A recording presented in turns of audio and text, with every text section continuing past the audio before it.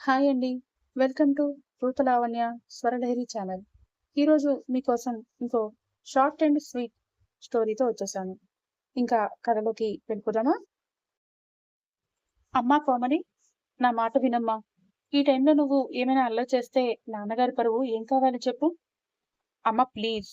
మీ పరువు కోసం ఇష్టం లేని పెళ్లి నేను చేసుకోవాలా? అసలు నువ్వు ఏం మాట్లాడుతున్నావమ్మా? నీకైనా అర్థమవుతోందా? అసలు నాన్న ఏనాడైనా నీకు ఒక మనిషిగా రెస్పెక్ట్ ఇచ్చాడా? అలాంటి మనిషి కోసం నువ్వింకా ఎందుకు ఆలోచిస్తున్నావు? చిన్నప్పటి నుంచి ఇంట్లో నువ్వు, నేను ఉన్నామని ఆయన ఎప్పుడైనా గుర్తించారా? నిన్నసలు ఎప్పుడైనా ఆయన పేరు పెట్టి పిలిచారా? అలాంటిది ఈ రోజు నా జీవితం పూర్తిగా నాశనం చేయడానికి ఆయనకు హక్కెవరిచ్చారమ్మా? నన్నడగకుండా, నాకిష్టం లేకుండా ఎవరినో ఆయనే చూసేసి పెళ్లి నిశ్చయించేస్తే నేను వచ్చి ఒక బొమ్మలా తాళి కట్టించుకోవాలా? నాకు ఇష్టం లేదమ్మా. నువ్వు ఎన్నైనా చెప్పు. నేను మాత్రం ఈ పెళ్లి చేసుకోలేను అంటుంది కోమలి. జయంతి గారికి కూతురు మాటలు వింటుంటే ఓ పక్క మనసులో బాధగానే ఉన్నా, అవన్నీ ఎవరైనా విన్నా, లేదంటే తన భర్త రఘురాం గారు విన్నా ఏమవుతుందో అని చాలా భయంగా అనిపిస్తూ ఉంటుంది. ఒసేయ్, ఏంటి ఆ మాటలు? కాస్త గొంతు తగ్గించు. అసలే మనది పెళ్లి ఇల్లు. అందరూ ఇంట్లోనే ఉన్నారు. పొరపాటున ఎవరైనా వింటే ఇంకేమైనా ఉందా? అంటూ ఆవిడ కంగారుగా డోర్ క్లోజ్ చేసి లాక్ చేస్తుంటే, ఇప్పుడు కూడా నువ్వు ఎవరైనా వింటారు అనే బాధపడుతున్నావు కానీ, నీ కూతురు జీవితం ఏమైపోతుందో అని నీకు కొంచెం కూడా బాధ లేదా అమ్మా? అదేంటమ్మా అలా అంటావ్? నీ గురించి నాకు కాకుండా ఇంకెవరికుంటుందే బాధ? ఆవిడ గొంతులో దాచుకోవాలనుకున్న బాధ ఈసారి దాగదు. బయటికి వచ్చేస్తుంది. మరి అంతగా బాధగా ఉన్నప్పుడు, నాన్నని నీ కళ్ళ ముందే వాళ్ళు ఎవరికో మాట ఇచ్చేస్తున్నప్పుడు, ఏవండీ, దాన్ని ఒక మాట అడుగుదాం. దానికి ఇష్టమో కాదో తెలుసుకోవాలి కదా అని ఎందుకమ్మా అడగలేదు? అని అడిగేసరికి ఆవిడ నోటి నుంచి మాటలు రావు. చెప్పమ్మా, ఇప్పటి వరకు ఇంటి పరువు, నీ భర్త పరువు అంటూ అన్నీ మాట్లాడుతూనే ఉన్నావు కదా! ఇప్పుడు నేను అడిగిన దానికి మాత్రం ఎందుకని సమాధానం చెప్పవు? ఏంటే ఇందాకటి నుంచి చూస్తున్నాను. నీ భర్త, ఆయన అంటూ నాన్నని గౌరవం లేకుండా పిలుస్తున్నావు? అయినా ఆయన ఏం చేసినా నీ మంచి కోసమే చేస్తారుగా? అంత ఆలోచించకుండానే నీ పెళ్లి ఇప్పుడు చేసేస్తున్నారు అంటావా? ఇప్పటికి ఇప్పుడు తన భర్తకి ఎదురు తిరిగి ఎలాగా ఆపలేదు. కనీసం కూతుర్ని అయినా మనసు మార్పించి పెళ్లికి కూర్చోబెట్టాలని ఆవిడ తపన. లేదంటే ఏం జరుగుతుందో తన భర్తతో అన్నేళ్లు కాపురం చేసిన ఆవిడికి బాగా తెలుసు. తెలుసమ్మా. బాగా ఆలోచించే చేస్తారు. చెప్తున్నా కదా! మన ఇంట్లో ఇన్నాళ్ళు ఫ్యాన్ ఉంది, టీవీ ఉంది, ఫ్రిడ్జ్ ఉంది. అలాగే నువ్వు ఉన్నావు, నేను ఉన్నాను. నాన్న దృష్టిలో అవి మనం ఒకటేనమ్మా. అలాంటప్పుడు నాన్న చూసిన సంబంధం అంటే ఎలాంటిదో ఆ మాత్రం నాకు అర్థం కాదా? ఎలాగా ఇన్నాళ్ళు ఇంట్లో నేను కూడా ఒక వస్తువులాగే నీతో పాటే పడున్నాను. ఇప్పుడు మా అత్తవారింటికి వెళ్ళిన తర్వాత కూడా నా మిగిలిన జీవితం కూడా అలాగే గడిపేయమంటావా అమ్మా? ఇన్ని రోజులు నువ్వు అలాగే కదా గడిపావు. నాకు అంతకన్నా నరకంగా ఉంటుందమ్మా. ఎందుకో తెలుసా? నీకు కనీసం మౌనంగా ఉండటం, అన్నిటికీ సర్దుకుపోవటం అయినా అలవాటు చేసుకున్నావు. కానీ నేను ఈ జనరేషన్‌లో పుట్టిన అమ్మాయినమ్మా. లైఫ్ లాంగ్ నోరు కట్టుకొని, ఎవరికోసమో నా జీవితాన్ని, ఇష్టాలని అన్నిటినీ త్యాగం చేస్తూ బతికేయమంటే ఇంకెందుకమ్మా నా జీవితం? అనగానే ఆవిడ కళ్ళల్లో నీళ్లు చేరిపోతాయి. జయ, అమ్మాయిని రెడీ చేశారా అని అడుగుతున్నారు అంటూ బయట నుంచి ఎవరో పిలవడంతో, ఆ పిన్ని, ఒక్క నిమిషం వచ్చేస్తున్నాం అంటూ మళ్ళీ కేక పెట్టిందే గాని వాళ్ళకు కూడా ఏం చెప్పాలో ఆవిడకి తెలియడం లేదు. నా బంగారు తల్లివి కదమ్మా! నువ్వు ఎందుకలా నెగెటివ్‌గా ఆలోచిస్తున్నావు? అబ్బాయి మంచివాడే అని నేను కూడా విన్నాను. పెళ్ళైన తర్వాత అతనితో నువ్వు మాట్లాడమ్మా. నీ మనసులో ఉన్నవన్నీ అప్పుడు పంచుకోవచ్చు. ఇప్పుడు మాత్రం నా మాట విను. నా తల్లివి కదూ! పుట్టినప్పట్నుంచి నేను ఎవరిని ఏమీ అడగలేదే. నోరు తెరిచి నిన్నే మొదటిసారి అడుగుతున్నాను. దయచేసి ఈ పెళ్లి నా కోసమైనా చేసుకోమ్మా అనేసరికి కన్నీళ్లతో వాళ్ళ అమ్మనే చూస్తూ ఉండిపోతుంది కోమలి. ఎంత పాత జనరేషన్ వాళ్లే అయినా కూడా మిగతా వాళ్ళంతా కనీసం భర్తతో పుణ్యక్షేత్రాలకైనా తిరగడం తను చూసింది. కానీ వాళ్ళమ్మ తనకి పెళ్ళైనప్పటి నుంచి ఇప్పటి వరకు వాళ్ళ ఇంటి గుమ్మం కూడా దాటింది వేళ్ల మీద లెక్క పెట్టుకోవచ్చు. అది కూడా ఎవరైనా దగ్గర బంధువుల పెళ్లిళ్ళకి, ఫంక్షన్స్ కి, ఎప్పుడో గుడికి వెళ్ళినప్పుడు తప్పితే ఎప్పుడు ఏనాడు గుమ్మ అవతలకి కాలు కూడా పెట్టనివ్వలేదు తన తండ్రి. అడిగితే ఆడదంటే ఇంట్లోనే ఉండాలి. అది కూడా వంటింటికే పరిమితం. కుటుంబాన్ని చూసుకోవడంలోనే ఆడదాని బాధ్యత అంటూ వాళ్ళ నోరు నొక్కేస్తారు. ఇంటికి కావాల్సినవి ఏ నిర్ణయం తీసుకోవాలన్నా వాళ్ళలో వాళ్ళే మగాళ్ళే మాట్లాడుకోవాలి కానీ, కనీసం ఆ దరిదాపుల్లోకి కూడా ఆడవాళ్లు రావడానికి, దగ్గరికి రాకూడదు అన్నది వాళ్ళ భావన. మరి అవన్నిటినీ ఇంకా ఎన్నాళ్లు భరించాలో ఆమెకు కూడా అర్థం కావట్లేదు. ఎలాగో అతి కష్టంగా చదువుకుంది. అది కూడా అన్నిట్లో క్లాస్ ఫస్ట్ రావడంతో టీచర్స్, ప్రొఫెసర్స్ చెప్పడంతో తనని అదే ఊర్లో ఉన్న కాలేజీలో జాయిన్ చేసి బీటెక్ అయినా చదివించారు. లేదంటే ఆడపిల్లకి 10th సరిపోతుందిలే, ఇంటర్ కూడా వేస్ట్ అని ఆలోచించే అభిప్రాయం వాళ్ళ నాన్నది. ఇప్పుడు చదువు అయిపోయి కాలేజ్ కూడా అవ్వకముందే హైదరాబాద్లో జాబ్ తెచ్చుకుంది. ఇంతకు ముందులాగే అందరూ పంపించమని ఫోర్స్ చేస్తే పంపించాల్సి వస్తుందేమో అన్న భయంతోనే ముందే పెళ్లి చేసేస్తున్నారని తనకి బాగా తెలుసు. రోజు ఇంట్లోనే ఉంటోంది. అయినా కూడా ఎప్పుడు తన పెళ్లి మాటలు జరిగాయో, ముహూర్తాలు ఎప్పుడు పెట్టుకున్నారో, తాంబూలాలు ఎప్పుడు మార్చుకున్నారో కూడా ఆమెకి తెలియనివ్వనే లేదు. తనకి చెప్పొద్దని వాళ్ళ నాన్న వాళ్ళ అమ్మకి చెప్పే ఉంటారు. ఆ విషయం ఆమెకు కూడా బాగా తెలుసు. పెళ్లికి 4 రోజులు ఉంది అనగా ఇంటి నిండా చుట్టాలు రావడం, ఇంటికి పెయింటింగ్స్ వేయడం, అలంకరణ చేయడం చూసి ఇవన్నీ ఏంటి అని గట్టిగా అడిగితే అప్పుడు చెప్పారు నీకు పెళ్ళి అని. ఏ ఆడపిల్లకి ఇంతకన్నా దారుణంగా ఉండదేమో అనిపిస్తోంది కోమలికి. ఎప్పుడో పూర్వకాలంలో జరిగేవట ఇలాంటి పెళ్లిళ్ళు. పెళ్లికొడుకు, పెళ్లికూతురు ఒకరిని ఒకరు చూసుకోకుండా డైరెక్ట్‌గా పెళ్లి మండపంపై తాళి కట్టిన తర్వాత ఒకరినొకరు చూసుకోవడం అనేది. మళ్ళీ వాళ్ళ నాన్న దయ వల్ల తనకి అలా జరుగుతోంది అని పేలవంగా ఒక నవ్వు నవ్వుకుని వాళ్ళ అమ్మని చూసి, అలాగే అమ్మా, నీకోసం ఈ పెళ్లి చేసుకుంటాను. కాకపోతే నాది కూడా ఒక చిన్న కండిషన్ అంటుంది. ఏంటమ్మా అంటూ కన్నీళ్లు తుడుచుకుని కూతురు ఒప్పుకున్నందుకు అప్పుడే ఆమె మనసులో చిన్నగా సంతోషిస్తూ అడుగుతారు జయంతి గారు. రేపొద్దున పెళ్ళైన తర్వాత నేను మీ ఇంటికి ఒకవేళ రాకపోయినా ఎందుకు రాలేదు అని ఎప్పుడూ అడగొద్దు. ఒకవేళ బయటెక్కడైనా నన్ను చూసి నేను మీకు కనిపించిన తర్వాత కూడా ఎలా ఉన్నావ్ అని అసలే అడగొద్దు. నా మొహంలో నవ్వు లేకపోయినా ఏమైంది అని అడక్కు. ఇక నుంచి మీ జీవితాలు మీవి, నా జీవితం నాది. అయినా నా పిచ్చి గాని నాన్న దృష్టిలో ఈ పెళ్లి జరిగితే ఇంక నేను మీకు ఏమీ కానని నాకు బాగా తెలుసు. ఎప్పుడెప్పుడు నా బరువు దించుకుందామా అని, నన్ను వదిలించుకుందామా అని ఆయన ప్రయత్నం. ఆడపిల్లగా పుడితే వేరే వాళ్ళ ఇంటికి పంపించే వరకు కన్న తల్లిదండ్రులకు నిద్ర ఉండదు అని మన ఊర్లో అందరూ అనుకుంటుంటే విన్నానమ్మా. కానీ అది మన నాన్న విషయంలో ముమ్మాటికి నిజం. ఇప్పుడు ఎలాగా నేను వెళ్ళిపోతున్నాగా, మీరు పంపించేస్తున్నారుగా, ఇకనైనా ప్రశాంతంగా నిద్రపోండి అంటూ వాళ్ళమ్మని భుజంపై చెయ్యి వేసి ఆ రూమ్ నుంచి బయటికి నడిపించి డోర్ క్లోజ్ చేసుకుని అదే తలుపుకి చేరబడి ఏడుస్తుంది కోమలి. కాని ఈసారి ఆమె రోదన బయటికి వినిపించకుండా జాగ్రత్త పడుతుంది. పావుగంటలో పెళ్లికూతురిగా అలంకరణ అంతా చేసుకుని అక్కడ పెట్టిన నగలు వేసుకుని ఇష్టం లేకపోయినా మొహంపై చిన్నగా నవ్వు పులుముకుని బయటికి వస్తుంది కోమలి. ఆ తర్వాత ఆమెని పెళ్లికూతురిని చేయడం, పూజ చేయించడం, తాంబూలాలు ఇప్పించడం, వరుసగా ఆమె ప్రమేయం లేకుండానే ఒక్కొక్కటిగా అన్ని తంతులు జరిగిపోతూనే ఉంటాయి. చుట్టాలంతా వస్తూనే ఉంటారు. ఆ హడావిడిలో కనీసం ఆమెని ఎవరూ పట్టించుకోరు. ఇంకా నీకు ఈ పెళ్లి ఇష్టమేనా అని అడిగే నాదుడెక్కడ ఉంటాడు? అలా ఆ రోజు కూడా గడిచిపోయి మర్నాడు పెళ్లి కోసం అన్ని పనులు శరవేగంగా జరిగిపోతూ ఉంటాయి. ఏయ్, పిల్లని రెడీ చేస్తే తీసుకురమ్మని ఎన్నిసార్లు చెప్పాలి? అక్కడ పంతులు గారు అడుగుతున్నారని చెప్పానా అంటూ వచ్చి గట్టిగా వాళ్ళిద్దరిపైన అరుస్తుంటారు రఘురాం గారు. తనకు ఊహ తెలిసినప్పటి నుంచే వాళ్ళ నాన్న ఎప్పుడూ వాళ్ళమ్మని పేరు పెట్టి పిలవడం ఆమెకి తెలియనే తెలీదు. ఏయ్, ఓయ్, ఒసేయ్ అంటూ పిలవడం మాత్రమే తెలుసు. ఒకసారి అడిగితే వాళ్ళ నాన్నమ్మ పెళ్ళాన్ని పేరు పెట్టి పిలిస్తే ఆ పెళ్ళానికి ఆయుష్యేనం అంటూ చెప్పి మాట దాటు వేయడం ఆమెకి బాగా గుర్తు. మొగుణ్ణి పేరు పెట్టి పిలవకూడదు అన్నది తెలుసు. కాని పెళ్ళాన్ని కూడా పేరు పెట్టి పిలిస్తే ఆవిడకే మళ్ళీ ఆయుక్షీణం అంటూ వంకలు ఎంత బాగా పెడతారో కదా అని తనలో తనే నవ్వుకుంది కోమలి. మరి తనకు కాబోయే అత్తమామలు, భర్త కూడా అలాగే ఆలోచిస్తారా? ఏమో, ఆమెకి ఏమీ అంతు చిక్కటం లేదు.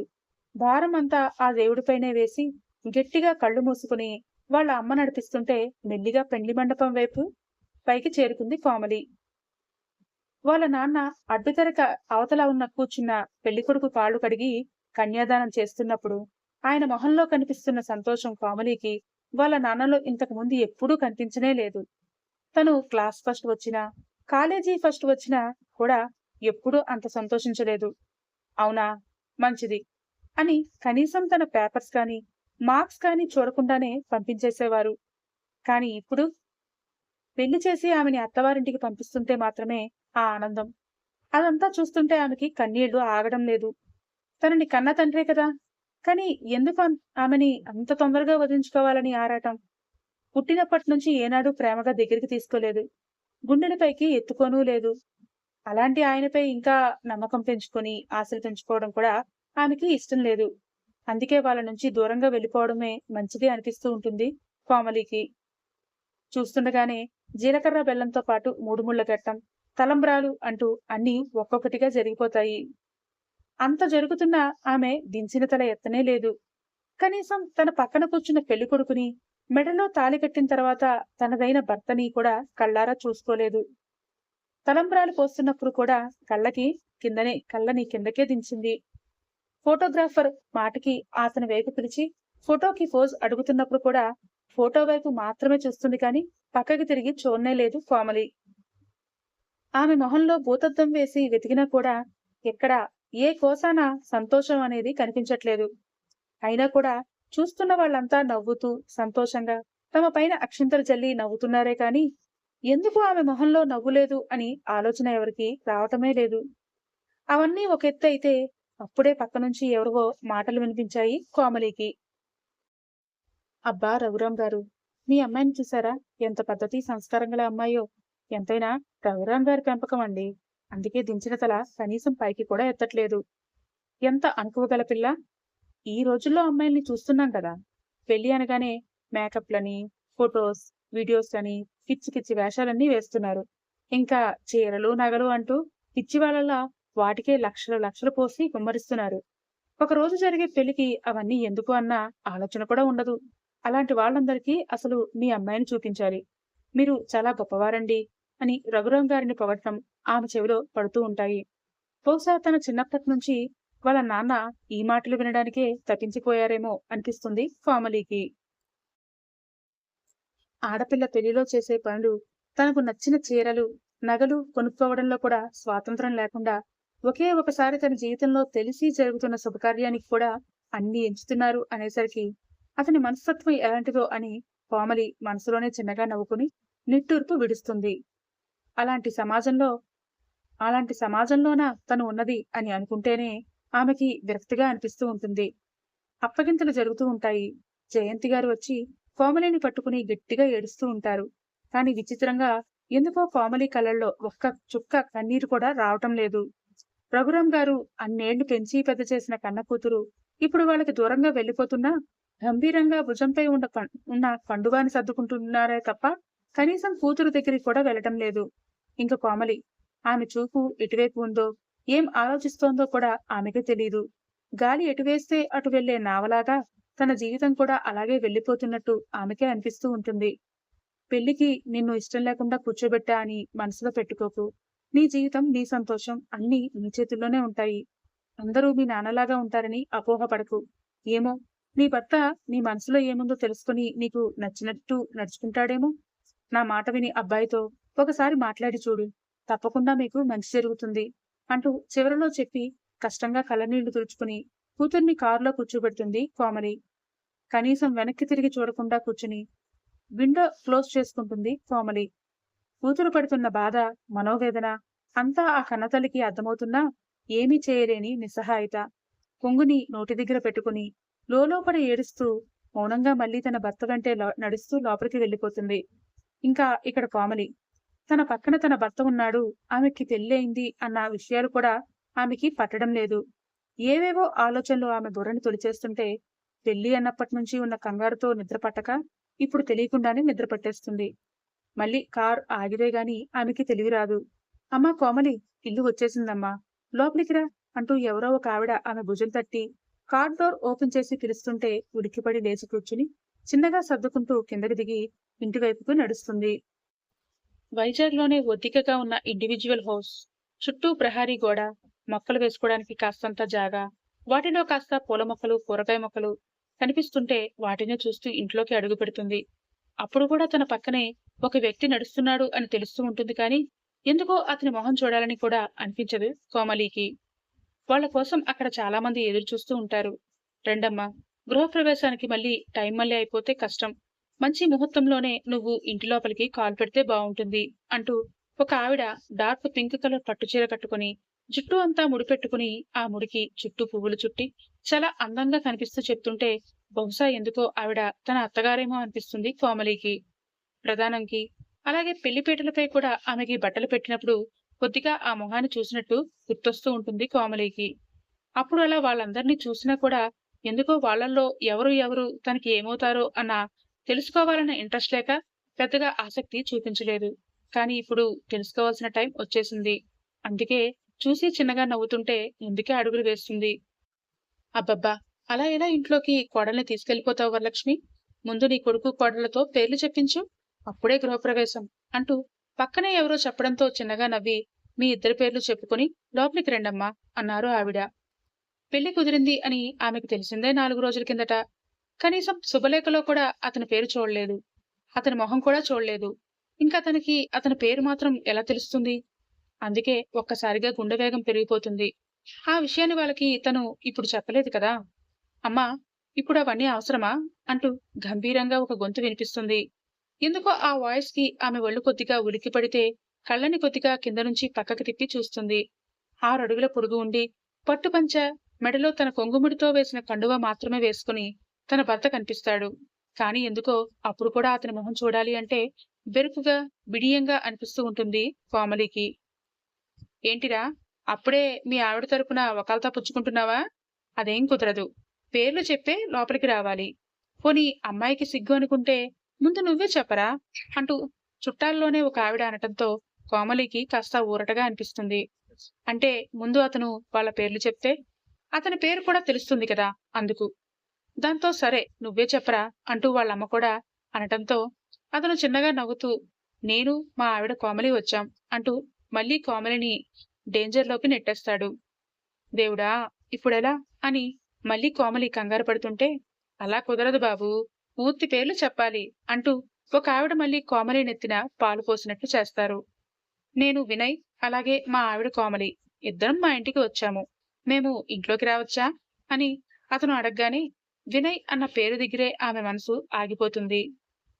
వినయ్, కోమలి అని 10 సార్లు ఆ పేర్లను ఎందుకో తలుచుకుంటూ ఉంటే, ఒకేసారి అక్కడున్న ఆడవాళ్ళంతా తమని ఏడిపిస్తూ ఓ అంటూ అరుస్తుంటే, ఆ అలికిడికి ఆలోచనల నుంచి బయటకు వస్తూ ఉలిక్కిపడి చూస్తుంది కోమలి.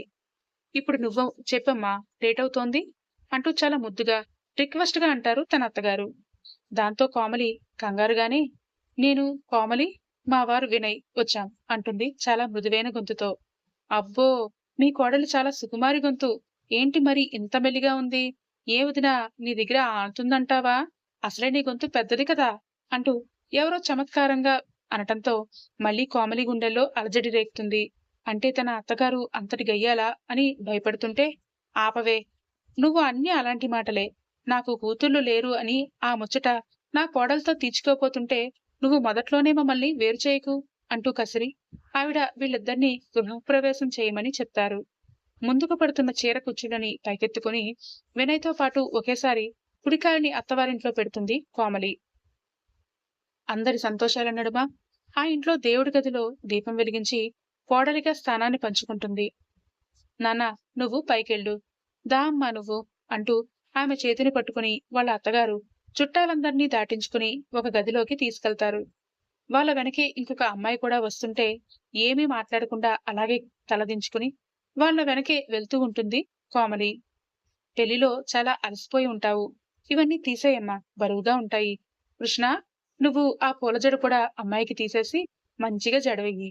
అది అయ్యేలోపు నీ లగేజ్ నేను తెప్పిస్తానమ్మా. నువ్వు ఫ్రెష్ అయ్యాక కాసేపు రెస్ట్ తీసుకో. మళ్ళీ భోజనం నేను ఇక్కడికే పంపిస్తాను. నీకు తోడుగా కృష్ణవేణి ఉంటుంది. సరేనా? అని నవ్వుతూ ఆప్యాయంగా చెప్తుంటే ఎందుకో వాళ్ళ అత్తగారు చాలా మంచివారేమో అనిపిస్తూ ఉంటుంది కోమలికి. అలాగే అండి అంటూ చిన్నగా నవ్వుతుంటే, అండి ఎందుకు?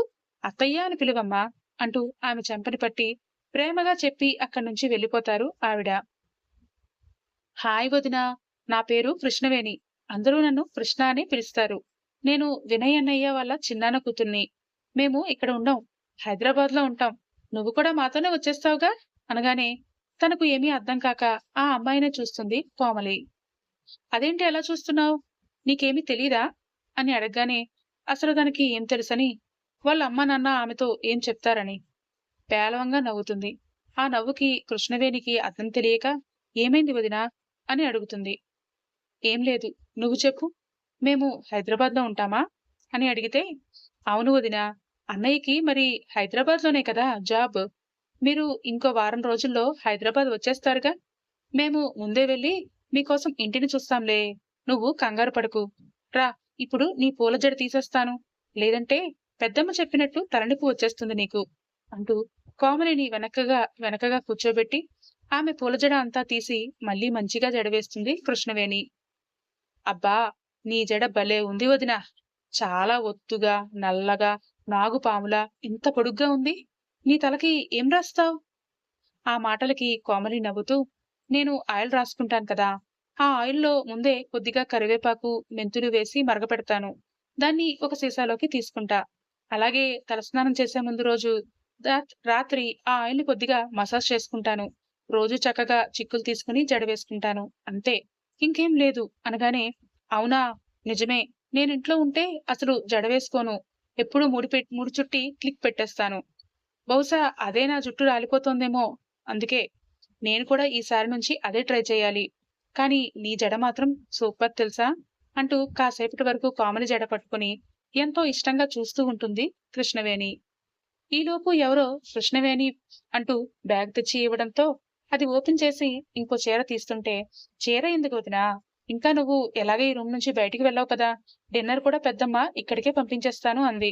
ఫ్రీగా ఉండే నైట్ డ్రెస్ గానీ, నైటీ గానీ వేసుకో అనటంతో ఇంట్లో తనకి అలాంటివి వేసుకునే పర్మిషన్ కూడా లేదని కోమలి తనలో తనే నవ్వుకుంటూ, చిన్నగా నవ్వుతూ, ఇక్కడ ఏమంటారో అని నేను అలాంటివేమీ తీసుకురాలేదు.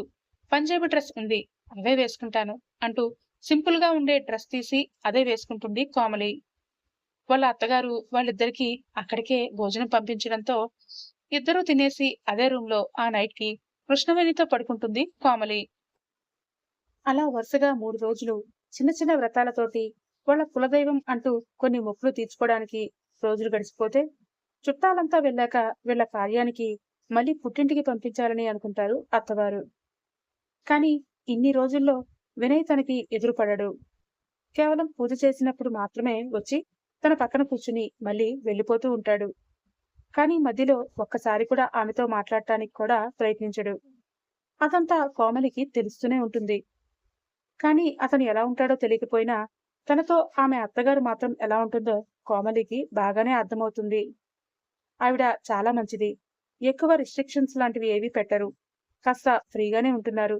అదొక్కటే ఆమెకి ఊరట కలిగిస్తుంది. ఒకవేళ అదే పెంపకంలో పెరిగిన వినయ్ కూడా తనతో అలాగే ఉంటాడేమో! ప్రస్తుతం తనతో మాట్లాడడానికి సిగ్గుపడుతున్నాడేమో! మొహమాట పడుతున్నాడేమో!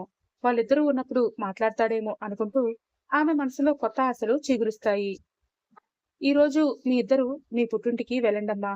ఒక 2 రోజులు అక్కడే ఉండండి. సంతోషంగా గడపండి. మళ్ళీ మన ఇంటికి వచ్చేయండి. సరేనా?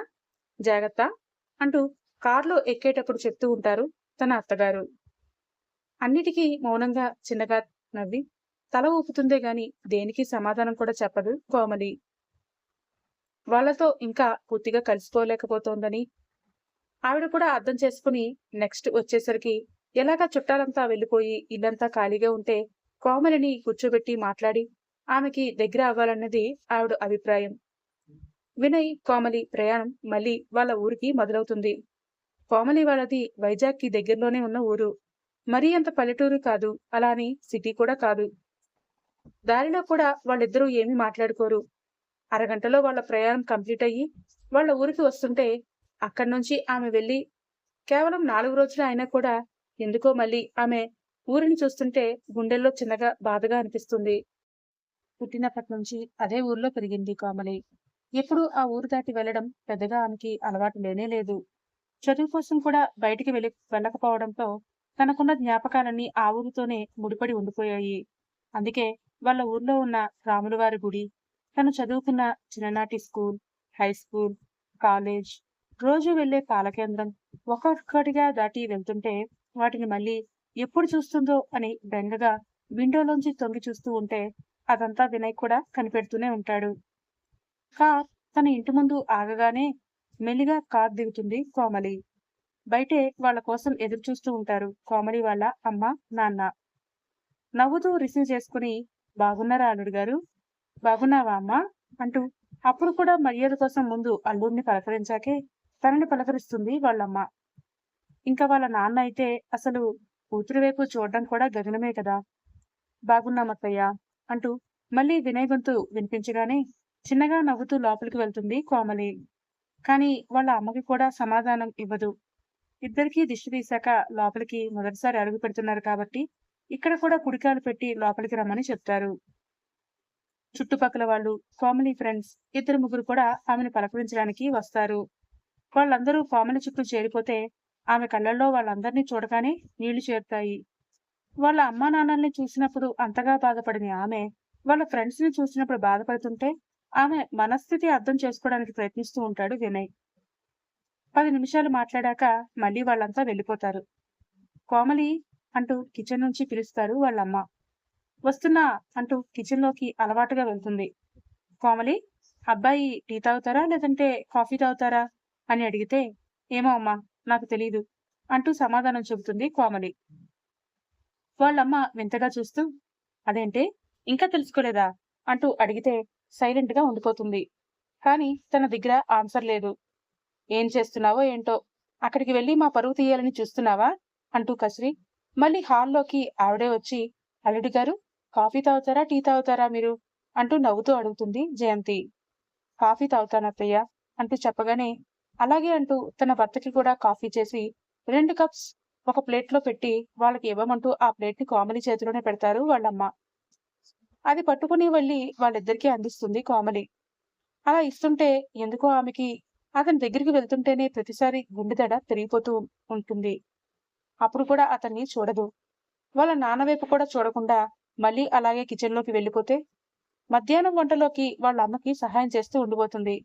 వాళ్ళ అమ్మతో కూడా మాట్లాడకుండా సైలెంట్ గా వెజిటబుల్స్ అన్ని కట్ చేస్తుంటే, అక్కడంతా ఎలా ఉందమ్మా? అందరూ నీతో బాగున్నారా? మీ వారు నీతో మాట్లాడుతున్నారా అంటూ మాట కలపడానికి ప్రయత్నిస్తూ ఉంటుంది జయంతి. కానీ కోమలి ఏ సమాధానం చెప్పదు. మౌనంగా తన పని తను చేసుకుంటూ ఉంటుంది. నీకేనే అడిగేది, ఏంటి సమాధానం చెప్పు అంటూ కసిరేసరికి, నీకవన్నీ తెలుసుకోవాలంటే వెళ్ళి వారనే అడుగు, నన్ను మాత్రం అడగద్దు అంటూ విసురుగా సమాధానం చెప్పి కోపంగా తన రూంలోకి వెళ్ళిపోతుంది కోమలి. హాల్ నుంచి వాళ్ళ బెడ్రూంలోకి వెళ్ళాలి కాబట్టి వాళ్ళ నాన్న కళ్ళు పైకెత్తి కూతుర్నే ఒకసారి చూస్తారు. ఈలోపు వెనకే వచ్చిన ఆవిడ కూడా వెళ్తున్న కోమలిని, తన భర్త చూపుని చూసి కాస్త భయంగా వెనకే కూతురు వెంట లోపలికి వెళ్తుంది. ఒసేయ్, అక్కడ మీ నాన్న, మీ ఆయన అలా ఉండగానే హాల్లో ఉండగా ఇలా నువ్వు రూంలోకి వచ్చేయడం వచ్చా? తప్పు కదా, వాళ్ళు ఏమనుకుంటారు అంటూ వెనకే వచ్చి కసురుతుంటే, అయితే ఇప్పుడేం చేయమంటావమ్మా? కూర్చున్న తప్పే, నిల్చున్న తప్పేనా? నాకేం అర్థం కావట్లేదు. ఇక్కడికి రావడం మేం చేసిన తప్పా? మళ్ళీ లైఫ్ లో ఎప్పుడు ఇక్కడికి రానులే అంటూ చిన్నగా ఏడుస్తూ కూర్చుంటుంది కోమలి. అదేంటమ్మా అలా అంటావ్? నీకు తెలుసు కదా మీ నాన్నగారి కోపం. ఆల్రెడీ నీ వైపు కోపంగా చూస్తున్నారు. అల్లుడు గారిని మనమే కదా గౌరవంగా చూసుకోవాలి. మర్యాదగా ఏం కావాలో అన్ని ఆయన్ని అడుగుతూ ఉండాలి. అలాంటి నువ్వే ముందే ఇలా బెడ్రూంలోకి వచ్చేస్తే ఎలా అని ఆవిడ చెప్తుండగానే హుహు అంటూ గొంతు సవరించుకుని డోర్ దగ్గర నిలబడి పిలుస్తూ కనిపిస్తారు వాళ్ళ ఆయన. దాంతో ఆవిడ ఒక్కసారిగా ఉలికిపడి వెనక్కి తిరిగి, వచ్చేస్తున్నామండి అని తడబడుతూ చెప్తూ అక్కడి నుంచి వెళ్ళిపోతే, కోమలి కూడా అప్పటికే వాళ్ళ నాన్న వాయిస్ విని ఉలికిపడి లేచి నిల్చుంటుంది. బయటికి రా అని గంభీరంగా చెప్పి మళ్ళీ హాల్లోకి వెళ్ళిపోతారు ఆయన. కోమలి కంగారుగా కిచెన్లోకి వెళ్ళిపోతే ఈసారి ఇంకా ఎవరూ మాట్లాడుకోరు. ఎందుకో కూతురికి ఇష్టం లేని పెళ్లి చేసి తప్పు చేశానా అన్న భావన కోమలి వాళ్ళ అమ్మలో మొదటిసారి కలుగుతుంటే బాధగానే ఒక్కో పని చేస్తూ కూతురుతో అన్ని పనులు చేయిస్తూ ఉంటారు. చూస్తుండగానే రాత్రి అవుతుంది. చుట్టుపక్కల ముత్తైదువులని ముగ్గురిని పిలిపించి వాళ్ళకి కోమలితో తాంబూలం ఇప్పించి తెల్ల చీర కట్టి తలలో మల్లెపూలు పెట్టి బాగా రెడీ చేసి చేతికి పాల గ్లాస్ అందిస్తుంది జయంతి. వాళ్ళమ్మ చెప్పినవన్నీ చేసుకుంటూ పోతుంది తప్ప ఒక్క మాట కూడా మాట్లాడదు. ఆవిడ్ని కనీసం తల ఎత్తి కూడా చూడదు కోమలి. అవన్నీ ఆవిడ్ని మరింత బాధగా పెడుతుంటే, కోమలి, మేమేం చేసినా నీ మంచి కోరే చేశాం తల్లి. చెప్తున్నా కదా, అబ్బాయి మంచివాళ్లాగే ఉన్నాడు. ఒకసారి మీ ఇద్దరు మాట్లాడుకోండి. ఇప్పటి వరకు నువ్వు అబ్బాయితో కూడా మాట్లాడలేదని నాకు అర్థమవుతూనే ఉంది. అది మంచి పద్ధతి కాదమ్మా. ఈ రోజు మీ ఇద్దరు దగ్గరవ్వాలి. జీవితాంతం కలిసే ఉండాలి. మీ ఇద్దరి మధ్యలో ఒకరంటే ఒకరికి ప్రేమ, గౌరవం ఏనాడూ తగ్గకూడదు. అలాగే అతని ప్రేమని నువ్వు ఏ రోజు కాదనకూడదు. భర్తగా నీ మీద అతనికి ఆ మాత్రం హక్కు ఉంటుంది. ఏం చేసినా ఎప్పుడూ అడ్డు చెప్పకు. అతన్ని నువ్వు కూడా ప్రేమించడానికి ప్రయత్నిస్తే అంతా బాగానే జరుగుతుంది. నేను చెప్పేది నీకు అర్థమవుతోంది కదా అనగానే కనీసం సమాధానం కూడా చెప్పకుండా అక్కడి నుంచి వెళ్ళిపోతుంది కోమలి. ఆవిడకి మనసులో మాత్రం కంగారుగానే ఉంటుంది. గట్టిగా నిట్టూరుస్తూ ఆవిడ కూడా వెనకే వెళ్తే తనంతట తానే మెల్లిగా రూంలోకి అడుగు పెడుతుంది కోమలి. ఇన్నాళ్ళు అంటే అతనితో మాట్లాడకుండా దూరంగా ఉంటూ కనీసం అతని మొహం కూడా చూడకుండా టైంపాస్ చేసేసింది. కానీ ఇప్పుడు అసలైన టైం వచ్చేసిందేమో అనిపిస్తుంది కోమలికి. ఎలా అయినా అతనితో మాట్లాడాలి అనిపిస్తూ ఉంటుంది. కానీ ఈ టైంలో అతను అసలు తనతో మాట్లాడతాడా? ఒకవేళ వాళ్ళిద్దరి మధ్య దూరం తగ్గడానికి, అర్థం చేసుకోవడానికి టైం కావాలని అడిగితే అతను ఒప్పుకుంటాడా? పెళ్ళయ్యాక ఇన్ని రోజుల్లో తన దగ్గరికి రానే లేదు. తనతో మాట్లాడనే లేదు. కనీసం అతని మనసులో ఆలోచనలు ఏంటో కూడా ఆమెకి అర్థం కావడం లేదు. అందుకే గుండెదడ పెరిగిపోతుంటే మెల్లిగా కంట్రోల్ చేసుకుంటూ రూమ్ డోర్ ని దగ్గరికి వేస్తుంది. కోమలి, లోపల నుంచి లాక్ చేయు అంటూ అప్పుడే బయట నుంచి వాళ్ళమ్మ గొంతు వినిపించడంతో కళ్ళు మూసుకుని గట్టిగా నిట్టూరుస్తూ మళ్ళీ వెనక్కి తిరిగి డోర్ ని ఈసారి లాక్ చేస్తుంది. తల కాస్త పైకెత్తి చుట్టూ చూస్తూ నడుస్తుంటే ఈలోపు అతనే ఆమె దగ్గరికి వచ్చి చేతిలో ఉన్న పాల గ్లాస్ తీసుకుని సగం తాగి ఆమెకి అందిస్తాడు. మాట్లాడకుండా ఇలా చేస్తున్నాడేంటి అని అనుకుంటూనే ఇష్టం లేకపోయినా భయంగానే ఆ మిగిలిన పాలని తాగుతుంది కోమలి. మళ్ళీ ఆమె చేతిలో గ్లాస్ అతనే తీసుకుని పక్కన పెట్టేసి ఒక్కసారిగా ఆమెని గట్టిగా హత్తుకుంటూ బెడ్ పై పడేలా చేస్తాడు వినయ్. అనుకోని ఆ చర్యకి కోమలి ఆశ్చర్యపోతే భయంగా అతని భుజాలని గట్టిగా పట్టుకుంటుంది. బెడ్ పై పడిన వాళ్ళిద్దరూ కాస్త పక్కకి తిరిగాక లైట్ ఉంచనా ఆపనా అంటూ ఆమె చెవి దగ్గర గుసగుసగా అడుగుతుంటే ఒక్కసారిగా గుండెల్లో రాయి పడుతుంది కోమలికి. అది అని ఆమె ఏదో చెప్పేలోపే కనీసం ఆమె సమాధానం కోసం కూడా చూడకుండా, ఎదురు చూడకుండా లైట్ ఆఫ్ చేసి ఆమె పైకి చేరిపోతాడు వినయ్. ఊహించని ఆ సంఘటనకి కోమలి మరింతగా ఆశ్చర్యపోతే ఆమె పెదాలని అతని పెదాల్లోకి తీసుకుని చాలా గాఢంగా ముద్దు పెడుతూ ఉంటాడు. అతను చేస్తున్న ఒక్కో పనికి ఆమెకి ఆశ్చర్యం పెరిగిపోతూ ఉంటుంది. ఈ కాలంలో కూడా ఇలాంటి వాళ్ళు ఉంటారా? కనీసం నా అంగీకారం కోసం కూడా అడగనే లేదు. అంతా అతని ఇష్టమేనా? అంటే ఇతను కూడా మా నాన్నలాంటి వాడేనా? కేవలం ఆడదాని శరీరం కోసం మాత్రమే వీళ్ళు పెళ్లిళ్లు చేసుకుంటారా అని అంత కంగారులో కూడా ఆమె ఆలోచనలు ఎక్కడికో వెళ్ళిపోతుంటే కంటి నుంచి కొద్దిగా కన్నీరు కూడా బయటికి వస్తుంది. కానీ అదేమీ పట్టించుకునే స్థితిలో లేడు అతను.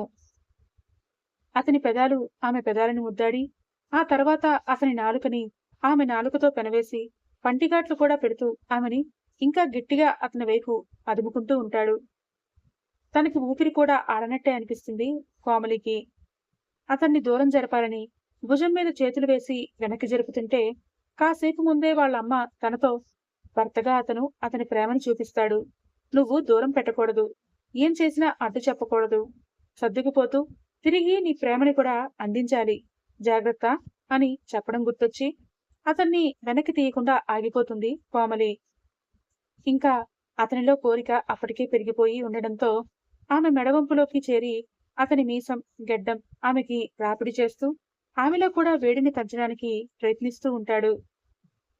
అతను చేస్తున్న ఒక్కో పనికి ఆమెకి ఒళ్ళంతా కరెంట్ షాక్ కొట్టినట్టు అనిపించి ఉలిక్కి పెడుతుంటే క్షణంలో అసలు ఏం జరుగుతోందో ఆమె గ్రహించేలోపే ఆమె పైట చెంగుని ఇంతో సహా లాగేసి పక్కకు విసిరేసి ఆమె ఎద కొంగుల్లో అతని మొహాన్ని గట్టిగా అందుకుంటాడు. ఊపిరి ఆగిపోయినట్టే అనిపిస్తుంది కోమలికి. బ్లౌజ్ నుంచి సగం బయటకు వచ్చిన ఆమె ఎద సంపద అతని పెదాల్లోకి తీసుకుంటూ చేతులతో వాటిని తడిమేస్తూ అతని కోరికను అంతటినీ చూపిస్తుంటే కోమలికి కనీసం ఏం చేయాలో కూడా అర్థం కాదు. అలా ముద్దాడుతూ ఆమె బ్లౌజ్ కుక్కులు కూడా పీకేసినట్టే తీసి పక్కకు విసిరేసి ఆమె ఎదపైన దాడి చేస్తాడు. అతని పెదాలతో ఆమె ఎద అంతటినీ తడిపేస్తుంటే ఆమెకి తెలియకుండానే కళ్ళు మూసుకుపోతాయి. చేతులు అతని మెడ చుట్టూ చేరిపోతే క్షణంలో వాళ్ళిద్దరి బట్టలు వేరవుతాయి. ఆమె అణువణువుని అతని పెదాలతో స్పృశిస్తూ చేతులతో తాకుతూ మెత్తని తెల్లని ఆమె శరీరాన్ని ఎర్రగా క్షణాల్లో మార్చేస్తాడు. అప్పుడప్పుడు అతను ఇస్తున్న పంటిగాట్లు కూడా ఎందుకో ఆ సమయంలో ఆమెకి వింతగా నొప్పిగా అనిపించక వేరే ఇంకేదో కావాలని ఆమెలో కూడా తపనని పెంచేస్తూ ఉంటాయి. అలా ఎంతసేపు వాళ్ళ రాసక్రీడ జరిగిందో తెలియదు కానీ అతని మగతనం ఆమెని చాలా గట్టిగా తాకుతూ ఒక్కసారిగా మళ్ళీ ఆమెలో కంగారును పుట్టిస్తుంది. నోరు తెరిచి అతనితో చెప్పబోయేలోపే ఒకేసారి ఫోర్సుగా ఆమె లోపలికి ప్రవేశిస్తాడు అతను. అమ్మా అంటూ ఆమె అర్చున అరుపుని కూడా అతను చేత్తో మూసేసి ఆమెలో వేగంగా కదిలిపోతూ ఉంటాడు. కొన్ని క్షణాల వరకు ఆమెకి నొప్పి, బాధ బాధిస్తూనే ఉంటాయి. ఆమె కళ్ళల్లో నుండి నీళ్లు, కన్నీరు వస్తూనే ఉంటుంది. కాని అతని పని మాత్రం ఆపడు. లోతుగా ఆమెలో కరిగిపోతూనే ఉంటాడు. కొన్ని క్షణాలకి ఆమెలో నొప్పి తగ్గటంతో గట్టిగా బిగించిన ఆమె శరీరాన్ని వదులు చేస్తుంది. వెంటనే అతని చేతిని ఆమె పెదాలపై నుంచి తీసి అతని పెదాలతో మూసేస్తాడు. ఈసారి నొప్పి ప్లేస్లో వేరే ఇంకేదో కావాలని ఆమె శరీరం కూడా కోరుకోవడంతో తెనవేసుకున్న ఆ రెండు శరీరాలు ఒకదానితో ఒకటి రాపిడి చేసుకుంటూ వింత శబ్దాలు ఆ గదిలో నిండిపోతాయి. తెల్లవారుజాము వరకు ఆమెని క్షణం కూడా విడిచిపెట్టకుండా అతని కోరికను అంతా చూపించి మెల్లిగా ఆమె పైనుంచి పక్కకు జరుగుతాడు. కనీసం అప్పుడు కూడా అతని మొహాన్ని చూడాలంటే ఆమెకి ఓపిక ఉండదు. ఇన్నాళ్ళు భయంతో బెరుకుగా అనిపించి చూడకపోతే ఇప్పుడు ఒంట్లో ఉన్న శక్తినంతా ఎవరో లాగేసుకున్నట్టే అనిపిస్తుంది కోమలికి. అతను మత్తుగా నిద్రలోకి జారుకుంటే ఆమెకి మూసుకుపోయిన కళ్ళు అసలు తెరుచుకోను అంటాయి. కాని తన ఇష్టం లేకుండా తనతో కలిసిపోయిన అతన్ని తలుచుకుంటే చాలా కోపంగా అనిపిస్తూ ఉంటుంది. ఇంకా ఇంతే నా జీవితం? దీనికోసమే నా పెళ్లి? వేరే ఇంకేమీ లేదా?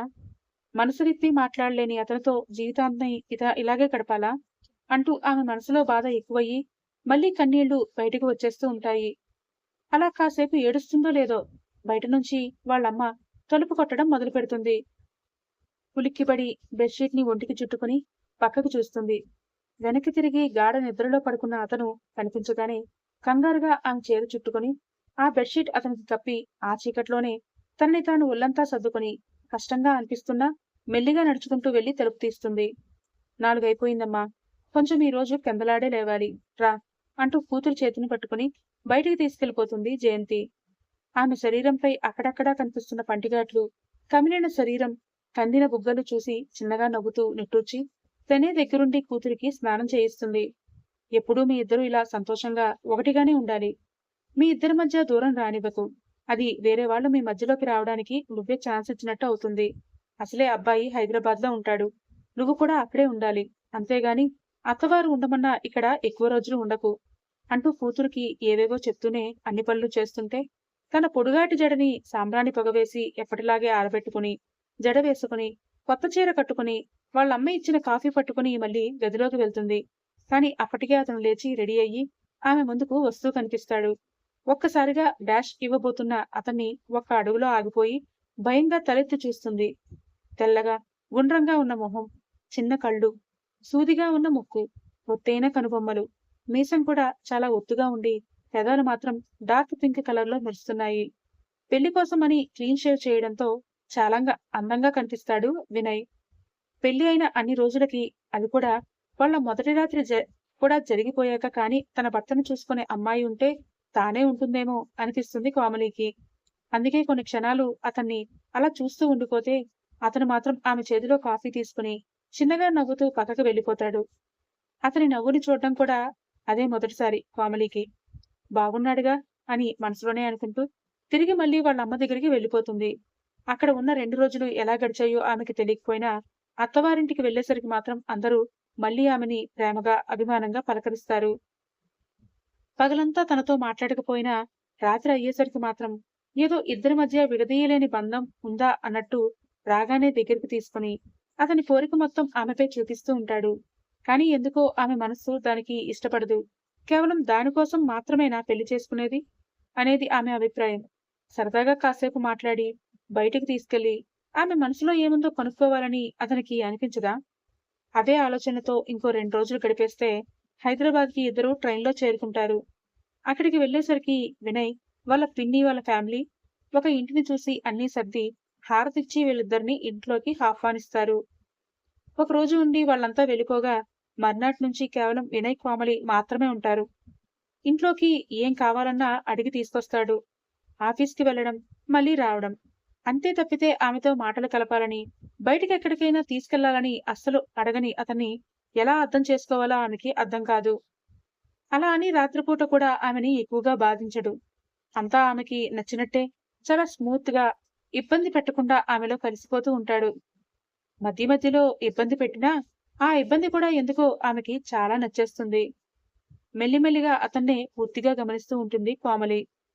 అప్పుడే తను తెలుసుకున్న విషయం ఏంటంటే, తనతోనే కాదు, అసలు అతను ఎవరితో కూడా ఎక్కువగా మాట్లాడాడు. ఫ్రెండ్స్ కూడా లేరు అనుకుంటా. ఫోన్ చేసేవాళ్ళు చాలా చాలా తక్కువ.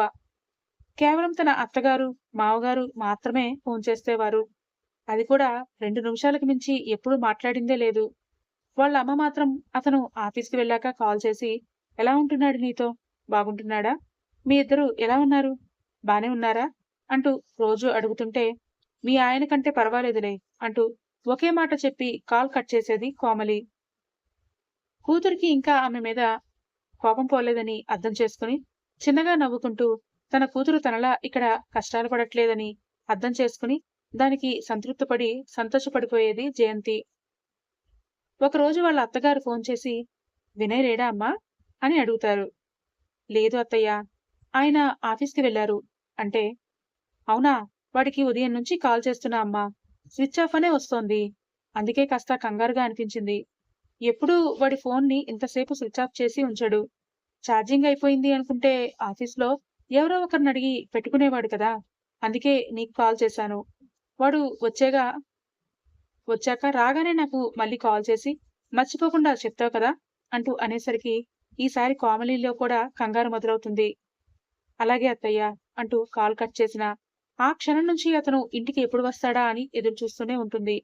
గుమ్మం వరకు వెళ్ళడం, బయటికి తొంగి చూడటం, మళ్ళీ రావడం. ఇదే ఒక గంట సేపు జరిగితే తలకి చిన్న దెబ్బతో, చేతికి కట్టు కట్టుకుని వస్తూ కనిపిస్తాడు వినయ్. ఎందుకో ఒకసారిగా మనసు బాధతో నిండిపోతుంది. పరిగెత్తుకుంటూ అతనికి ఎదురు వెళ్లి చేతిలో బ్యాగ్ తీసుకుని ఏమైంది అన్నట్టు అతన్నే చూస్తుంది. కానీ అప్పుడు కూడా అతను ఏమీ చెప్పకుండా, మాట్లాడకుండా మెల్లిగా నడుచుకుంటూ ఇంట్లోకి వచ్చి హాల్లో కూర్చుంటే గబగబా వెళ్లి వాటర్ తెచ్చి అందిస్తుంది. అవి తాగి బెడ్‌రూంలోకి వెళ్లి ఫ్రెష్ అయ్యి మళ్ళీ పడుకుంటాడు వినయ్. ఏమైందో కూడా చెప్పట్లేదని ఈసారి ఆమెలో కోపం. వాళ్ళ అత్తగారికి ఫోన్ చేసి, "ఆయన బానే ఉన్నారు. ఇప్పుడే వచ్చారు" అని చెప్తుంది. "ఒకసారి ఫోనివ్వమ్మా మాట్లాడతాను" అంటూ ఫోన్ అడగ్గానే తీసుకెళ్లి అతనికి అందిస్తుంది కోమలి. "హలో అమ్మా! ఆ! బాగానే ఉన్నాను. ఫోన్ పగిలిపోయిందమ్మా. అందుకే స్విచ్ ఆఫ్ వస్తోంది. రేపు కొత్తది తీసుకోవాలి. ఇప్పుడే ఇంటికొచ్చాను. ఆ! సరే సరే ఉంటాను" అంటూ 2 మాటలకు మించి మళ్ళీ ఏమీ మాట్లాడకుండా కాల్ కట్ చేస్తాడు. కానీ అతనికి దెబ్బ తగిలిన సంగతి ఏమాత్రం చెప్పడు. ఇంకా ఉండలేక అప్పటికే వస్తున్న ఏడుపుని ఆపుకుంటూ, "ఏమైంది?" అంటూ అడుగుతుంది కోమలి.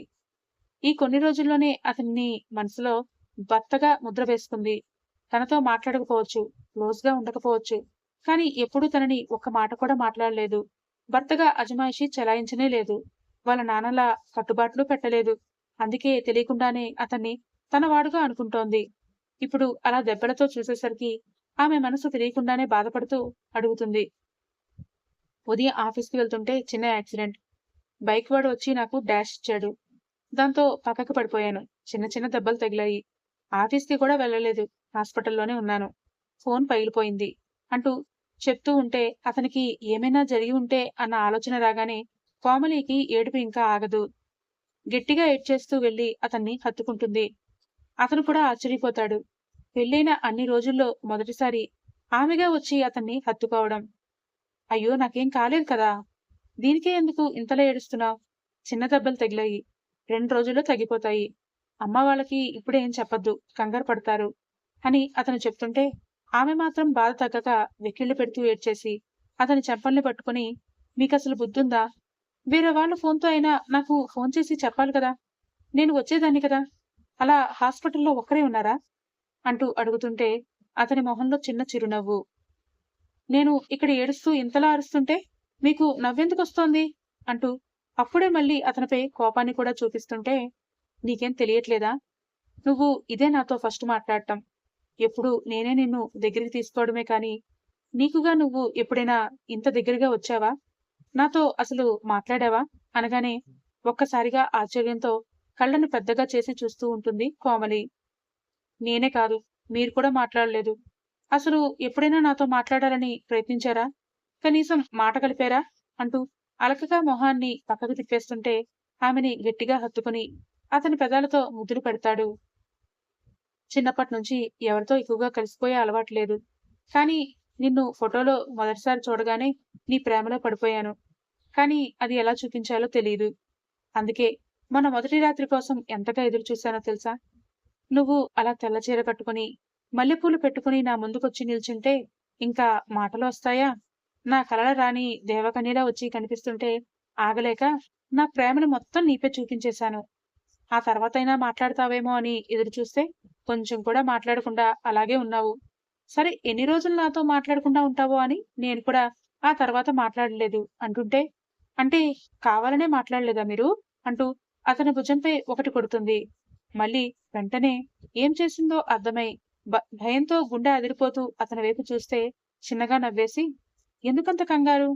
నన్ను కొట్టినా, తిట్టినా, కొరికినా, ముద్దు పెట్టినా, ఏం చేసినా అన్నిటికీ రైట్స్ నీకు మాత్రమే ఉన్నాయి. అర్థమవుతోందా? నీకు మాత్రమే అంటూ ఆమె నడుము పట్టుకుని అతని పైకి లాక్కుంటాడు. ఇన్నాళ్ళు అతన్ని సరిగ్గా అర్థం చేసుకోలేకపోయిందని అర్థమవుతుంది కోమలికి. చిన్నగా సిగ్గుపడుతూ అతని గుండెల్లో ఆమె మొహాన్ని దాచేస్తే, ఇప్పుడు కూడా సిగ్గేనా? ఇంకేమీ మాట్లాడవా? అని అడుగుతాడు. మీకు నా గురించి తెలీదు. మీరు ఎవరితో మాట్లాడను అంటున్నారుగా? నేను అలా కాదు. మాట్లాడటం మొదలుపెడితే అస్సలు ఆపను. ఆ తర్వాత మీరే ఫీలవ్వాలి అంటుంటే, ఆమెని నడుం చుట్టూ చేతులు వేసి పక్కకు దొర్లించి ఆమె పైకి చేరిపోతాడు. ఆమె కళ్ళల్లోకి చూసి చిన్నగా నవ్వుతూ, నీ మాటలు ఎలా ఆపాలో నాకు బాగా తెలుసు అంటూ కోరికగా ఆమె పెదాల్ని అందుకుంటాడు అతను. ఒక్కసారిగా ఆశ్చర్యపోతుంది కోమలి. మాటలతోనో, చేతలతోనో మొగుడుగా హక్కు చూపిస్తూ కూడా ఆమె మాటల్ని ఆపొచ్చు. కానీ ఆమెని అదుపులో పెట్టొచ్చు. కానీ ఇలా ప్రేమగా ముద్దు పెడుతూ ఆమె మాటలు కంట్రోల్ చేస్తాను అన్న మొగుడు ఇంకా ఎవరికి దొరుకుతాడు? అప్పటి వరకు ఉన్న తన పిచ్చి ఆలోచనలన్నిటినీ పక్కకు పెట్టేసి మనస్ఫూర్తిగా తన మొగుడికి సహకరిస్తుంది కోమలి. ఈసారి అతను ఆశ్చర్యపోతాడు. ఇన్నాళ్ళు కేవలం అతని ప్రేమను మాత్రమే చూపిస్తుంటే తెలియలేదు కానీ, ఇప్పుడు దానికి ప్రతిగా ఆమె కూడా ప్రేమను చూపిస్తుంటే మొదటిసారి వాళ్ళ కలయికలో తేడా తెలుస్తూ ఉంటుంది అతనికి. అంటే ఇన్నాళ్ళు ఆమె తనని అపార్థం చేసుకుందా అని ఒక్క క్షణం అతనికి అనిపించినా, ఇక నుంచి వాళ్ళ మధ్య అలాంటి అపార్థాలు ఉండకూడదు అని ఆమెని ఇంకాస్త గట్టిగా ఆదుకుంటూ అతని ప్రేమను చూపిస్తాడు. అయితే నేను మీతో ఎలా ఉన్నా మీకు ఓకే కదా? అని అడుగుతుంది గుసగుసగా. ఎలా ఉన్నా ఓకే. బట్టలు లేకపోయినా కూడా పర్వాలేదు అంటుంటే, చీ పొండి, నేననేది అది కాదు అంటూనే అతన్ని మరింత గట్టిగా అతుక్కుంటుంది. పొండి అంటూ మళ్ళీ దగ్గరికి లాక్కుంటున్నావేంటి? ఆడవాళ్ల మాటలకి అద్దాల వేర్లే అంటే ఇదేనా? అంటూ ఆమె చీరపైటని పక్కకు లాగేసి అతని మొహంతో ఆమె ఎదనంతా తడుముతూ ఉంటాడు వినయ్.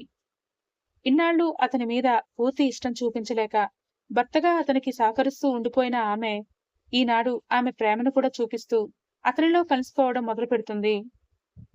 తనుగా చీర బ్లౌజ్ తీస్తూ అతన్ని చిలిపిగా చూసి నవ్వుతూ రెండు చేతులు చాచి పిలుస్తుంటే అతనిలో కూడా ఏదో తెలియని ఆశ్చర్యం. ఆమె ఇష్టంగా దగ్గరైతే ఇంత బాగుంటుందా అని అనిపిస్తుంటే అతని ప్రేమనంతా కూడా ఆమెపైనే చూపిస్తూ ఉంటాడు. ఎంత ప్రేమగా మెల్లిగా ఆమెకి దగ్గరవుతున్నా అతని చేతికి తగిలిన దెబ్బ అతనికి నొప్పి కలిగిస్తూనే ఉంటుంది. అతని కళ్ళల్లో ఆ బాధ ఆమెకి కనిపించి వెంటనే అతన్ని పక్కకి నెట్టి ఈసారి ఆమె అతని పైకి చేరిపోతుంది. తన పెళ్ళాంలో ఇలాంటి యాంగిల్స్ కూడా ఉన్నాయా అని ఆశ్చర్యంగా చూస్తూ నవ్వుతుంటే, ఇదిగో మీకు ముందే చెప్తున్నా, నవ్వితే అస్సలు ఊరుకోను అంటూనే అతని పెదాల్ని ఈసారి ఆమె ముద్దాడుతూ మూసేస్తుంది. ఆ తర్వాత కూడా రోజు అతను తీసుకునే యాక్టివ్ పార్ట్ ఈసారి ఆమె తీసుకుని, ఇన్నాళ్ళు అతన్ని తప్పుగా అర్థం చేసుకున్నందుకు, సరిగా అర్థం చేసుకోలేకపోయినందుకు ఫీలవుతూ, ఆ ప్రేమను మొత్తం ఒకేసారి చూపిస్తూ ఉంటుంది కోమలి. గంట తర్వాత గట్టిగా ఆమె గుండెల్లో తల దూర్చేసి, "నువ్విలా చేస్తా అంటే రోజుకో దెబ్బ తగిలించుకునేస్తాను" అంటూ గుసగుసగా చెప్తూనే పెదాలుతో, నాలుకతో ఆమె పరువారిని నోట్లోకి తీసుకుంటూ ఉంటాడు. చాలండి, ఊరుకోండి. ఇన్నాళ్ళు మీరు నాతో మాట్లాడకపోయేసరికి మీరు నాతో ఎలా ఉంటారో అని చాలా భయపడ్డాను. అంతే, ఇంకేం కాదు అంటూ ఆ రాత్రంతా ఆమె మనసులో ఉన్న మాటలన్నీ అతనితో షేర్ చేసుకుంటుంది కోమలి. ఆమె పెరిగిన వాతావరణం, వాళ్ళ నాన్న పెట్టిన కట్టుబాట్లు అన్నీ అతనికి అర్థం అవుతాయి. ఆమె చేతిని అతను చేతిలోకి తీసుకుని కళ్ళల్లోకి ప్రేమగా చూస్తూ, ఇప్పటి వరకు నీ జీవితంలో జరిగినవన్నీ మర్చిపో. ఇకపైన నీకు ఎలా కావాలంటే అలా. నీకు నచ్చినట్టు ఉండొచ్చు. కానీ నాకు దూరంగా మాత్రం ఉండకు. ఇంకో విషయం, నేను తక్కువగా మాట్లాడతాను. అందుకే నువ్వే మాటలు కలుపు. నువ్వు మాట్లాడితే నేను వింటూ ఉంటాను. నాకు ఫ్రెండ్స్ కూడా ఎవరూ లేరు. ఈపాటికే నీకు అర్థమయ్యే ఉంటుంది అంటుంటే, అర్థమైంది. ఇక నుంచి మీరే నా ఫ్రెండ్. నేనే మీకు ఫ్రెండ్ అంటూ మరింత గట్టిగా హత్తుకుంటుంది కోమలి. ఆ రోజు నుంచి వాళ్ళిద్దరి మధ్య ఏనాడు దూరం అనేదే లేదు. ప్రతి రాత్రి వాళ్ళిద్దరి ఇష్టంతో ఏకమయ్యాకే పడుకునేవారు.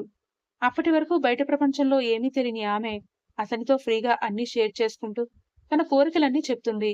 అతను కూడా అవన్నీ అర్థం చేసుకుని చిన్నగా నవ్వుతూనే అన్నిటికీ ఓకే అంటాడు. జాబ్ చేస్తావా? నీకు ఆల్రెడీ వచ్చింది కూడా కదా! మళ్ళీ ట్రై చెయ్యు అంటాడు వినయ్. కానీ లేదు. మీకు అప్పుడు మళ్ళీ దూరమవుతాను. మనకి ఫైనాన్షియల్‌గా ప్రాబ్లమ్ అయితే అప్పుడు ట్రై చేస్తాను కానీ ఇప్పుడు వద్దు అనేస్తుంది కోమలి. సరే, నీ ఇష్టం. చెయ్యాలి అని ఎప్పుడైనా అనిపించినా చెప్పు అంటూ వినయ్ కూడా ఇంకేం అనడు. నెలకి ఒక ట్రిప్ చొప్పున మొత్తం అన్ని ప్లేసెస్ చుట్టేస్తూ కొన్నాళ్ళు వాళ్ళ ప్రేమలోకంలోనే గడిపేస్తారు. మొదటి ఆషాఢమాసం వచ్చింది అంటూ పుట్టింటికి రమ్మని కాల్ చేస్తారు వాళ్ళ అమ్మా నాన్న. దాంతో కోమలికి ఎందుకో భయంగా అనిపిస్తుంది. ఏమైంది అంటూ వినయ్ అడిగేసరికి, నాకు మిమ్మల్ని విడిచిపెట్టి మళ్ళీ అక్కడికి వెళ్ళాలని లేదండి. ప్లీజ్ మీరు ఏదో ఒకటి చేయొచ్చుగా అనేసరికి, తనంటే అంత పిచ్చి ప్రేమ చూపిస్తున్న భార్య అలా అడుగుతుంటే కాదనగలడా? వెంటనే వాళ్ళ అమ్మకి ఫోన్ చేసి, అమ్మా, నాకు ఆఫీసులో వరుసగా మీటింగ్స్ ఉన్నాయి. కోమలిని వాళ్ళ అమ్మా నాన్న ఇంటికి పంపమని అడుగుతున్నారు. తను ఇప్పుడు వెళ్ళిపోతే నాకు చాలా ఇబ్బందవుతుందమ్మా. నువ్వే ఎలా అయినా వాళ్ళకి కొంచెం చెప్తావా అని అడుగుతాడు. ఎవరితో ఎక్కువగా మాట్లాడని కొడుకు కోడలి గురించి ఈరోజు ఇంతలా ఫోన్ చేసి అడిగేసరికి మొదట ఆశ్చర్యపోయినా తర్వాత చాలా సంతోషపడతారు ఆవిడ కూడా. అలాగే నాన్న, నేను చెప్తాలే. మీరు సంతోషంగా ఉండండి అంటూ కాల్ కట్ చేసి కోమలి వాళ్ళ అమ్మా నాన్నకి కాల్ చేసి, అమ్మాయి అక్కడే ఉంటుంది. అత్తగారు కోడలు ఒకే గుమ్మంలో ఉండకూడదు అనేది కదా నియమం. అలాంటప్పుడు వాళ్ళిద్దరిని ఎందుకు విడదీయడం? అంతగా అవసరమైతే చివరి 2 రోజులు మీ ఇంటికొచ్చి ఉంటారు. ఈ రోజుల్లో కూడా అలాంటి పట్టింపులు పట్టించుకోవడం అవ్వదు కదా అంటూ వాళ్ళకి నచ్చచెప్తుంది. దాంతో వాళ్ళు కూడా ఇంకేమీ అనరు. అలా శ్రావణ మాసం వస్తోంది అనగా చివరి 2 రోజులు పుట్టింటికి వెళ్లాలని కోమలి, వినయ్ ఇద్దరూ అక్కడికి వస్తారు. ఎప్పట్లాగే వాళ్ళిద్దరినీ నవ్వుతూ రిసీవ్ చేసుకుని లోపలికి తీసుకొస్తే హాల్లో కూర్చుని మామగారితో మాట్లాడడానికి ప్రయత్నిస్తాడు వినయ్. ఈసారి వాళ్ళ అమ్మ పిలిచే ముందే లోపలికి కిచెన్‌లోకి వెళ్ళిపోతుంది కోమలి. కాఫీ కలుపుకొని ఒక మగ్‌లో పోసి వాళ్ళ నాన్నకి గ్లాసులో ఇస్తుంటే, "మగ్‌లో ఎందుకే? అంత కాఫీ అవసరమా?" అంటుంది వాళ్ళమ్మ. "మా ఆయనకి ఇలాగే ఇష్టం. అలాగే నా చేతి కాఫీనే ఇష్టం" అంటూ చెప్పి తీసుకెళ్లి అందిస్తుంటే, ఈసారి ఆశ్చర్యపోతారు ఆవిడ. వంట కూడా త్వరగా ఫినిష్ చేసి, "ఏవండీ, రండి. మీకు నా రూమ్ కిందటిసారి చూపించనే లేదు కదా! ఇప్పుడు చూపిస్తాను" అంటూ వాళ్ళ నాన్న ముందే చాలా చొరవగా అతని చేతిని పట్టుకుని లోపలికి తీసుకెళ్తుంటే, అతను కూడా నవ్వుతూ ఆమె వెనకే వెళ్ళిపోతూ ఉంటాడు. వాళ్ళిద్దరినీ అలా చూసి మొగుడు పెళ్ళాలు ఆశ్చర్యంగా చూసుకుంటారే కాని ఏమీ మాట్లాడరు. అతను పెరిగిన విధానాలు బట్టి కూతుర్ని కూడా అలాగే కట్టుబాట్లతో పెంచాడు. కానీ ఇప్పుడు ఆమె వేరే ఇంటి కోడలు. అలాగే వేరొకరి భార్య. కోపంగా చూస్తున్నా కూడా కోమలి కనీసం ఆయన వైపు కూడా చూడకపోవడం కూడా గమనిస్తారు తల్లిదండ్రులు. భార్యని చూసి కళ్ళతోనే నువ్వు చెప్పు అన్నట్టు చూస్తారు. కానీ ఆవిడ కూడా ఏమీ అనలేక కిచెన్‌లోకి వెళ్ళిపోతారు. ఈలోపు కోమలి బయటికి వచ్చి యాపిల్ ఉంటే కట్ చేసి మళ్ళీ తీసుకెళ్తుంటే ఆమె చేతిని పట్టుకుని ఆపేస్తుంది వాళ్ళమ్మ. ఏంటమ్మా, ఏమైనా కావాలా? అంటూ అడిగితే, భర్తతో అలాగేనా బిహేవ్ చేసి మాట్లాడేది? అతని చేతిని పట్టుకుని నువ్వే తీసుకెళ్ళిపోతున్నావు? ఏంటిదంతా? అంటూ కాస్త కోపంగా అడుగుతుంది జయంతి. అదంతా వాళ్ళ నాన్నే అడగమంటున్నారని అర్థం చేసుకుంటుంది కోమలి. పక్కకి చూసేసరికి వాళ్ళ నాన్న కూడా ఎర్రని కళ్ళతో కోపంగా కూతుర్నే చూస్తూ ఉంటారు. వెంటనే వాళ్ళ అమ్మ చేతిని పట్టుకుని హాల్లోకి వాళ్ళ నాన్న దగ్గరికే తీసుకొచ్చి, ఇద్దరితో ఒకేసారి, నేను మీ ఇంటికి వచ్చిన అతిథిని ఇప్పుడు. అంతేగాని మీ కూతుర్ని అనే విషయం మర్చిపోండి. ఏనాడు నాకు మనసులో ఉన్న మాటలు చెప్పుకోవడానికి కూడా ఇక్కడ ఎన్నడూ స్వేచ్ఛ ఇవ్వలేదు. ఇంట్లో వస్తువులో ఉన్నట్టే నేను ఉన్నాను. కానీ ఇప్పుడు నా భర్త, మా అత్తమామలు నాకు ఆ స్వేచ్ఛని ఇచ్చారు. ఆడదానికి ఆ స్వేచ్ఛ, కొద్దిగా ఇచ్చే స్వేచ్ఛ, అలాగే గౌరవం చాలు. ఇంకేమీ అక్కర్లేదు. ఆడవాళ్ళు కేవలం వంటిల్లికే పరిమితం అనుకునే మీ ఆలోచనని మీరే ఉంచుకోండి. మా మీద ఇంకా రుద్దాలని ప్రయత్నించకండి. ఆడపిల్లకు కూడా ఒక మనిషే. దానికి కూడా ఒక మనసంటూ ఉంటుంది. కోరికలు కూడా ఉంటాయి. మాట్లాడే స్వేచ్ఛ ఉంటుంది అని మీకు ఎప్పటికీ అర్థం కాదని నాకు తెలుసు. అందుకే మీకు చెప్పడం కూడా వేస్ట్. ఇక్కడికి రావద్దు అంటే మళ్ళీ ఎప్పుడూ రాను. బాగా ఆలోచించుకోండి అనేసి మళ్ళీ వాళ్ళ రూంలోకి వెళ్ళిపోతుంది. పుట్టినప్పటి నుంచి కూతురు ఏనాడు తన దగ్గర గొంతు పెంచి మాట్లాడడం ఎప్పుడూ చూడని ఆయన ఒక్కసారిగా ఆశ్చర్యపోతూ భార్యనే చూస్తారు. అప్పటికే ఆవిడ కళ్ళల్లో నీళ్లు చేరిపోతాయి. తనకి పెళ్ళైనప్పటి నుంచి ఇప్పటి వరకు భర్త ముందు గట్టిగా మాట్లాడడం ఆవిడకి కూడా తెలీదు. కూతురు అన్నట్టు ఇంట్లో అన్ని వస్తువులలాగే వాళ్ళు కూడా ఉంటారు తప్పితే వాళ్ళకి మాటలు వచ్చు అన్న విషయం కూడా ఆయన ముందు మర్చిపోతారు. కనీసం పక్కింటి వాళ్ళతో మాట్లాడాలి అన్నా కూడా భర్త పర్మిషన్ కోసం ఎదురు చూసే కాలంలోనే ఇంకా ఆవిడ ఉండిపోయింది. చిన్నగా ఏడుస్తూ వంటింట్లోకి వెళ్ళిపోతే ఒక్కసారిగా ఫ్యామిలీ వాళ్ళ నాన్నలో కూడా ఆలోచనలు మొదలవుతాయి. కానీ అది నిజంగా వాళ్ళలో మార్పు తెస్తుందా అనేది ఎవరికీ తెలీదు. ఇక్కడ లోపల వినయ్ మాత్రం ఫ్యామిలీని అస్సలు వదలకుండా ఆమె లేత గులాబీ రంగు చీర పైటని లాగేసి అతని మొహాన్ని ఆమె ఎదలో దాచుకుంటూ నడుముని రెండు చేతులతో నలిపేస్తూ ఉంటాడు. This is too much. ఇంటికి వెళ్లే వరకైనా ఆగచ్చు కదండి. ఈ ఒక్కరోజే కదా, రేపు ఉదయమే వెళ్ళిపోదాం. ప్లీజ్. బయటే అమ్మా నాన్న ఉన్నారు. అసలే ఇప్పుడు వాళ్ళతో గట్టిగా మాట్లాడి వచ్చాను. బాగోదండి అంటూనే ఉంటుంది. అది చూసే కదా నాకు నా పెళ్ళాం మీద ఇంత ప్రేమ ముంచుకొచ్చింది. ఇన్నాళ్ళు నీ మనసులోనే ఆ మాటలన్నీ దాచేసుకున్నావు. ఇప్పుడు అవన్నీ బయటికి చెప్పావు. ఎంతగా నచ్చేసావో తెలుసా నువ్వు? అంటూ ఆమెని పూర్తిగా అతని పైకి లాక్కుంటాడు. అలా అర్థం కాని మొగుడు వచ్చాడు అనుకుంటూ దూరంగా ఉండి చివరికి పూర్తిగా అర్థం చేసుకునే మొగుడు వచ్చాడని అర్థం చేసుకుంది కోమలి. వాళ్ళ జీవితం ఎప్పటికీ ఇలా సంతోషంగా సాగిపోవాలని మనం కూడా కోరుకుందాం. ఇదండి ఈరోజు కథ. మీకు నచ్చిందనే అనుకుంటున్నాను. నచ్చితే కామెంట్స్లో చెప్పడం మర్చిపోకండి. మీరు ఇచ్చే కామెంట్స్ బట్టే నాకు ఎలాంటి కథలు రాయాలో కూడా తెలుస్తుంది. తప్పకుండా చెప్తారు కదా, నేను ఎదురు చూస్తూ ఉంటాను. Thank you. మీ రూపలావణ్య.